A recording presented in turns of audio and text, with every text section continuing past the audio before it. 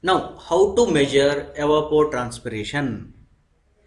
How to measure evapotranspiration? See here, the water is stored inside the soil, field capacity is there, permanent wilting point is there, in between available water is there. That available water is evaporating directly to the atmosphere or evaporating through the plant body to the atmosphere. If the water is evaporating through the plant body to the atmosphere, that we can say it is a useful for the farmers. And if the water is moving directly from the field to the atmosphere, that is a loss for the farmers. Therefore, we need to measure what is the evapotranspiration for a particular field, particular crop, particular soil, particular climate. You know, for those we need to study that one. Actually, this evapotranspiration study will be done by agricultural branch. There you can visit any agricultural institution. There you will see one field is reserved to measure the evapotranspiration, field capacity, crop and all. Then why we civil engineers are studying this one? Because considering these all parameters, we need to make a irrigation system for them.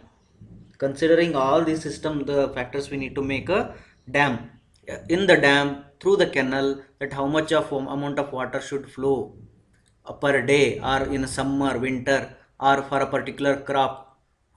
Therefore, these all studies we need to make so that we can make a very effective irrigation system.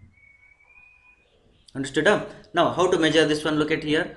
The measurement of evapotranspiration for a given vegetation type can be carried out in two different ways. One is the lazy meter. I will show you what is the lazy meter. And the second one is the field posts. Using field posts. We have two methods of measuring evapotranspiration. I will show you first that lazy meter, how it will be. Look at here. Lysimeter we will call it as. There is a soil here, the outside, and that level is there, and here one container is made. This container is not only this shallow depth, this inside about 1 meter, 2 meter, 3 meter, depending on the crop roots, it went inside. Here also you can see this is in a circular way. This is called as a lysimeter. Okay. Now in the pictorial you can see here, this is called as a non-weighing lysimeter, and the last one here you can see weighing lysimeter. Weighing lysimeter means here some weighing devices are connected, means they will measure the mass, they will measure the weight, because water will be evaporated means how much the loss will be there. Then when you supply water, how much loss, how much water is supplied, that mass it will measure. And the second one is a water table lysimeter. Water table means this one we will be preferably using for sandy soils, and here one barometer is connected, and through that they will measure the water, how much of water is there inside. Now you can see here a boundary is there. This boundary will be made up of a waterproof surface. It might be a steel, glass, granite, or rocks, whatever it is, I don't know, but you need to make this container with a waterproof material. Then, and outside you need to maintain the same ground level. See, outside this is the ground level, and inside also you need to maintain the same ground level. And outside which all crops you are growing, the same crop you need to grow inside also. Then outside how much amount of water you are supplying, the same amount you need to supply inside also. But outside you cannot measure how much it is evaporated, but inside you have a devices to measure how much water is evaporated.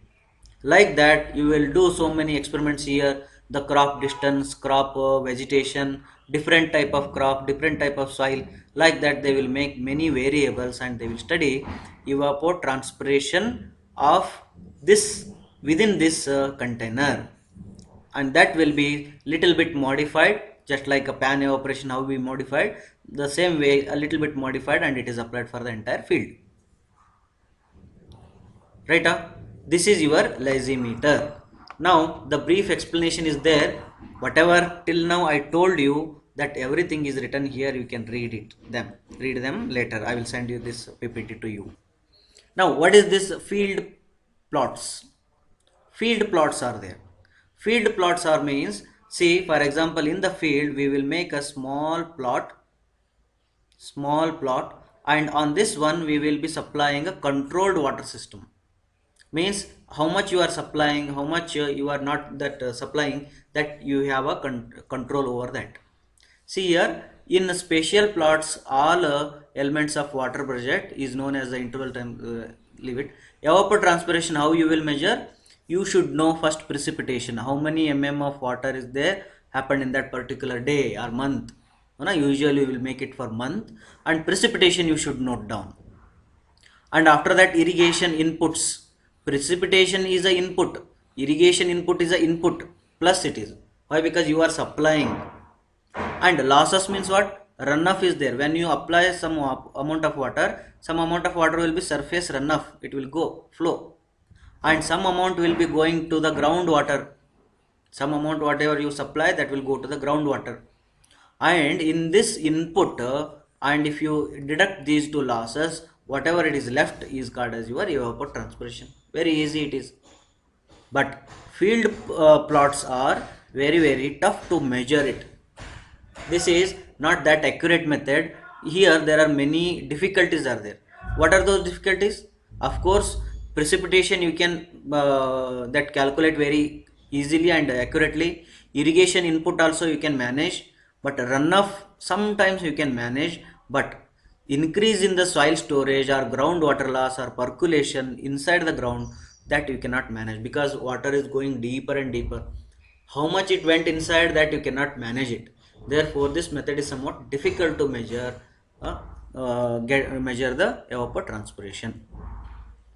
Do you have any doubt? Okay, this is the measurement of evapotranspiration.